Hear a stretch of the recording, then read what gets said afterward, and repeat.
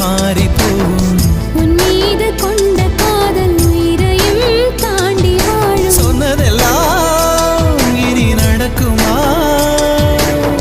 நடக்கும் நடக்கும் நான் கூட சொல்கிறேன். அழகே பிரம்மனிடம் மனு கொடுக்க போயிருந்தேன், நீ என் மனைவியாக வேண்டும் என்று.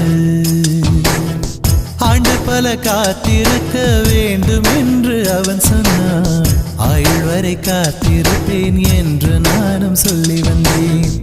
என் ஆசை நிறைவே